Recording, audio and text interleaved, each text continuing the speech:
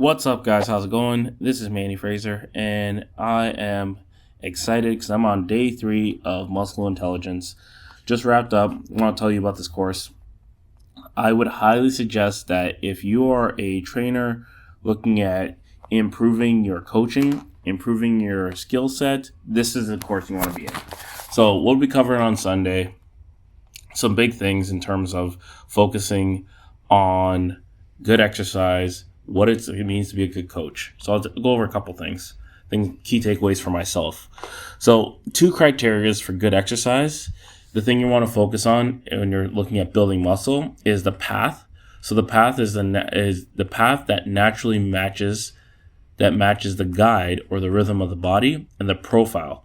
So the resistance profile that you're looking at for the client. When you're looking at building muscle, you want to look at the path and the profile. The big 8 plus 2. So these are things that you want to make sure that you're focusing on when it comes to building muscle: squat, deadlift, stiff leg deadlifts, conventional deadlift, lunge, bent over row, chest press, overhead press, and overhead pull downs. And then the next 2 that you want to make sure that your clients are doing is walking and breathing. Take a moment, breathing is one of those things that I think trainers really kind of skip over. Take a moment and really emphasize on breathing with your clients. Take a whole session. Show them how to breathe properly, because if you show your clients how to breathe properly, they're going to get better results. They're going to be more conditioned to receive more capacity from you, right? As a trainer, if you're just going right into exercise and thinking that my client knows how to do this, they don't. I know it's weird to think like that. How can they not know how to breathe? It's not that they don't know how to breathe. They don't know how to breathe efficiently. And when it comes to training, you're trying to get efficiency out of everything that they do. So the next thing that you're looking at is internal moment arms and external moment arms. So an internal moment arm is the greater the distance to the joint, the greater the force production and capabilities. And then an external moment arm will be defined as the greater the distance to the joint, the more challenging the resistance. The next thing you want to do with your clients is set the expectation with your clients. How do you want me to communicate with you? This is a big one because this is for coaching. A lot of trainers, they coach their clients like they coach themselves, which you just go right into it. Focus on how do you want me to communicate with you? How do you want me to talk to you? Because you want to make sure you're saying the right things to them. If your client wants you to yell at them and be like a straight up G, hey, get here, we're gonna start doing this, blah, blah, blah. You want them to start barking at you, then okay, cool, do that. If your client wants you to talk softly to them, be that nighttime radio DJ voice, then do that. Figure out what you need for your client. Figure out how your client wants to be talked to, and talk to them like that. They're paying you because of the fact you're a good coach, and they really want you to be that person that speaks to them.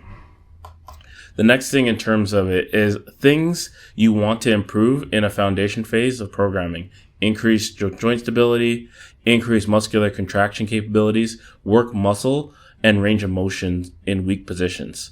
So focusing on these are things you want to focus on when you first get a client and you're in the first phase with them. Here's a 12-step progression model. So in your foundational phase in terms of programming, this is I'm just going through the overview. You got to take this course. I'm not teaching this course on this. I'm just going through the overview. So if you have any questions, reach out to me and I can explain more, but you're going to want to take this course. It's well worth the investment. So 12-step progression model: goal setting, assessment, selection, setup, stabilize, initiate, control, time, cadence, distance, load, intensity, frequency, and volume. So now here are the 5 things that I'm going to apply that I can apply from the workout we had yesterday. The workout we had yesterday was bananas. It was good. And it reminded me of when I was locked up and I got to work when I was working out with some of those murderers. And I say that like that. It's what do you mean? But when I was incarcerated, the workouts that I had in there were superb. They were the best workouts of my life because we pushed each other to the point of annihilation. But that was kind of to that point, and just kept on calling each other out. Keep going. To that muscular failure. As a powerlifter, I never really touched muscular failure a lot. and it's very present. I've been powerlifting for a while, and in my this next phase that I'm going to in terms of my journey in my fitness, I want to focus more on muscular failure. I want to focus more on building muscle. I want to more focus on dropping down body fat. And so I'm going to be doing more of that type of training and that style of training. So like for that style of training, you do need workout partners. You need someone that's going to push you. You need someone beside you. So here are the 5 things that I learned from that workout yesterday. Number 1, make sure your clients feel safe and secure with you. So like a cue that you can give them is you're safe. I got you. A lot of times clients won't push to failure because they don't know that you're they're just it's just subconscious. And so just letting them know you're safe, man. I got you. I'm here. Letting them know that you're there to spot them. Let them know that they can go that extra rep with and know the fact that you're there for them. Right. And you can't just say, I got you, and then be looking at talking to another trainer or watching TV. You got to be engaged with your client throughout the entire session. Number 2, push every set rep individually. Make this one your best one. So when you're looking at training your client, a lot of times they want to give up early and they want to focus on how many they have left. Get them to focus on that last rep, that one rep that they have. One more rep, one more rep, one more rep. And this is a thing when you're trying to get them to go to 12 and they start fatiguing around 5, but it's not really fatigue. It's just them wanting to give up. You got to focus on okay, one more. All right, just one more. All right, just one more. Your client might not understand it at that time, but you have to get them to understand, just focus on this one. All right, focus on this one. All right, focus on this one. And I guarantee you your client will see results with that. The importance of spotting on machines. To be the best coach, you have to be all in all the time. Focus on being the 1% of the 1%. Help members on the floor. So the importance of spotting on machines. So spotting on machines is a bit different than spotting in terms of regular just dumbbell or free weights. Spotting on machines, the main thing you want to focus on with the machine is you want to make sure that they're doing everything correctly. Machines were made to move weight. But now how you move the weight is up to you. So in order to get the right muscle contraction, you need to sit a certain way on that machine to focus on that. And then you as the trainer can know how to push that person a bit more once they get the right apparatus or right movement. 2 more. Be tactile with your client when you want that set to be useful to them. So tactile cueing is amazing. I don't think that we do it enough, especially post COVID. We haven't done as much tactile cueing, and this is just a reminder in terms of it's okay to touch your client. And I mean by touch them in an appropriate way. Make sure they know that you're doing it. Make sure they know why you're doing it. That way they're not why is this guy touching me so much? Tell them, all right, so I'm going to do some tactile cueing with you just to help your neurons fire off. So when you go into this movement, you're doing it right. All right. Last one, focus on the cue that your client can handle that will have an impact.